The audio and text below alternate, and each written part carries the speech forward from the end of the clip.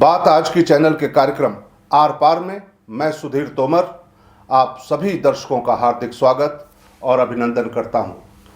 हमारे channel head Surendra Chaturvedi ji की अनुपस्थिति में आज भी मैं ही आपके समक्ष इस कार्यक्रम को लेकर प्रस्तुत हूं। अजमेर में विकास चौधरी की जीत सबसे कमाल की, उसके बाद शंकर सिंह रावत, वासुदेव देवनानी जी की जीत, सचिन पायलट के सभी चेले हारे, रघु शर्मा, राकेश पारेख, रलावता, नसीम अख्तर, पारस पंच, शिव प्रकाश गुजर सब सिद्ध हुए नाकाम। अजमेर में कांग्रेस की लुटिया डूब गई। भाजपा ने शानदार पारी खेली। हर सीट पर चमत्कार हुआ। खासतौर से अजमेर उत्तर, ब्यावर और किशनगढ़ में सारे आकलन फेल हो गए। मुझ जैसे पत्रकार के अनुमान फेल हो गए। कई लोगों को खुद पर गलतफहमियां थी जो दूर हो गई। ब्यावर में मुझे लग रहा था कि विधायक शंकर सिंह रावत की गांव वालों पर सामाजिक पकड़ पर बागी महेंद्र सिंह रावत ताकतवर तरीके से सेंधमारी करेंगे, मगर परिणाम सामने आए तो पता चला कि शंकर सिंह रावत ने अपनी जड़ें और रिश्ते गहरे बना रखे थे। उनमें कोई तेजाब नहीं डाल पाया। इंदर सिंह बागावास, पारस जैन, मनोज चौहान जैसे कद्दावर नेता मिलकर भी उनको चुनौती नहीं दे पाए। भितरघात करने वाले दिखावटी नेताओं ने भी कोई कसर नहीं छोड़ी, मगर वह सबको ठेंगा दिखाने में कामयाब हो गए। उन्होंने फिर एक बार सिद्ध कर दिया कि ब्यावर की राजनीति में वाकई शंकर सिंह का कोई मुकाबला नहीं। उनके कार्यकाल को लेकर जितने सवाल खड़े किए उसे मतदाताओं ने नकार दिया। लोकतंत्र में जीतने वालों की जीत ही सर्वोपरि होती है। मतदाताओं का फैसला ही अंतिम होता है और यहां मैं शंकर सिंह रावत की विजय को सम्मान देता हूं, उन्हें नमन। किशनगढ़ में कमाल हुआ। भाजपा के भागीरथ चौधरी तीसरे स्थान पर रहेंगे, यह तो सभी ने सोच रखा था। मैंने भी लिखा था। कांग्रेस के विकास चौधरी और निर्दलीय उम्मीदवार सुरेश टांक के बीच सीधी और कांटे की टक्कर है, यह भी सब कह रहे थे। मगर मुझे गलतफहमी थी कि नगर सेठ के समर्थन और जाट मतों के बंटवारे के कारण भागीरथ का पलड़ा भारी पड़ेगा, मगर हुआ ठीक इसके विरुद्ध। जाट मतों ने मानो इस बार तय कर लिया था कि यदि एक मुश्त वोट नहीं डाले गए तो जाट सीट अन्य समुदाय में तब्दील हो जाएगी। पिछली बार जाट समुदाय की लड़ाई का पूरा फायदा सुरेश टांक को मिल ही चुका था। अन्य समुदायों के एक हो जाने से सुरेश टांक का पलड़ा भारी हो गया था। इस बार जाट मतदाताओं ने यह गलती नहीं दोहराई। इस बार युवा नेता विकास चौधरी में जाट युवाओं ने पूरा भरोसा किया और पार्टी बदलने के बावजूद उनको जिताया।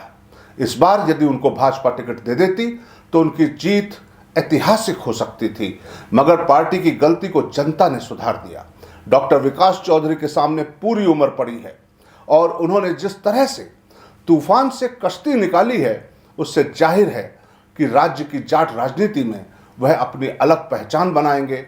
उनको जीत की हार्दिक बधाई। किशनगढ़ में मेरे हिसाब से सुरेश टांक के हारने का मुख्य कारण किशनगढ़ शहर के मत और नोटा का बटन रहा। शहर के मतों में नगर सेठ के सहयोग के कारण भागीरथ जी ने सेंधमारी की, जो भागीरथ जी के काम तो नहीं आई पर सुरेश टांक की हार का मुख्य कारण बन गई। वहीं ईवीएम मशीन में सुरेश टांक का नाम प्रत्याशियों के नाम में सबसे आखिर में था। उनके नाम के बाद नोटा का बटन था, तो टांक के समर्थकों द्वारा यह प्रचारित किया गया कि सबसे आखिरी का बटन दबाना है। कुछ निरक्षर लोगों ने नाम पढ़े बिना आखिरी बटन दबा दिया और उनका वोट नोटा को चला गया। आप देखिए, सबसे ज्यादा नोटा किशनगढ़ विधानसभा में ही पड़े हैं और सुरेश टांक के हार का अंतर भी लगभग इतना ही है। अजमेर उत्तर से जीते भाजपा के वासुदेव देवनानी जी को भी सलाम। उन्होंने तो वाकई कमाल ही कर दिया। उनकी जीत के प्रति आश्वस्ति नहीं थी। मुझे क्या, हर राजनीतिक विश्लेषक का मानना था कि निर्दलीय ज्ञान सारस्वत उनके मतों का बहुत बड़ा हिस्सा कब्जा लेंगे। उन्होंने कब्जाया भी, मगर उन्होंने कांग्रेस को अधिक नुकसान पहुंचाया। उधर कांग्रेस के उम्मीदवार महेंद्र सिंह रलावता जी की हार एक तरह से आत्मसमर्पण जैसी थी। उन्होंने चुनाव को युद्ध की तरह न लड़कर खेल की तरह लड़ा। पता नहीं उनके कौन सलाहकार थे, उनका चुनाव हारना सेल्फ गोल था। देवनानी जी ने कर्मठ कार्यकर्ताओं और संघ की मदद से रलावता के मतों में सेंधमारी करके हारा हुआ चुनाव जीत लिया, जबकि रलावता अबोध कार्यकर्ताओं और कमजोर संगठन की वजह से जीता हुआ चुनाव हार गए। यहां बता दूं कि सचिन पायलट का अजमेर से इस बार पूरी तरह से सफाया हो गया है। उनके सभी समर्थक टिकट तो ले आए मगर चुनाव नहीं जीत सके। केकड़ी से डॉक्टर रघु शर्मा, मसूदा से राकेश पारेख, पुष्कर से नसीम अख्तर, नसीराबाद से शिव प्रकाश गुजर, ब्यावर से पारस पंच, अजमेर उत्तर से महेंद्र सिंह रलावता सभी चुनाव हार चुके हैं। केकड़ी का भी अंत में जिक्र करना चाहूंगा। भाजपा की यहां जीत मामूली नहीं। शत्रुघ्न गौतम पिछले पूरे 5 साल टिकट न मिलने के बाद केकड़ी से मोह भंग होने से निष्क्रिय हो गए थे, मगर फिर अचानक सक्रिय हुए तो कोई मानकर नहीं चल पा रहा था कि उनको टिकट भी मिल सकती है, मगर वह आसमान से टिकट ले आए। कांग्रेस के रघु शर्मा को उनकी तुलना में बेहद मजबूत योद्धा माना जा रहा था, धनबल और बाहुबल के हिसाब से भी। दूसरी तरफ गौतम के साथ भीतरघात के खतरे भी जुड़े हुए थे, मगर उन्होंने संघ के कार्यकर्ताओं के साथ मिलकर श्रेष्ठ रणनीति बनाकर सभी को साथ लेकर युद्ध लड़ने में कामयाबी पाली। पार्टीनिष्ठ लोगों ने उनका हर मोर्चे पर साथ दिया। यह पार्टी का ही कमाल था कि रघु शर्मा को उनको मच्छर समझकर चल रहे थे, बुरी तरह चुनाव हार गए।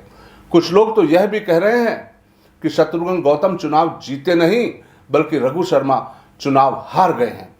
उनके कार्यकाल में जनता ने जो पटकथाएं सुनी और जिनका फिल्मांकन देखा, उसे जनता ने दिल से उन्हें निपटा दिया। खैर, जो हुआ वह अजमेर जिले की राजनीति के लिए एक नवाचार है, एक नवयुग का सूत्रपात है। एक बार फिर सभी जीते जननायकों को लोकतंत्र का सलाम।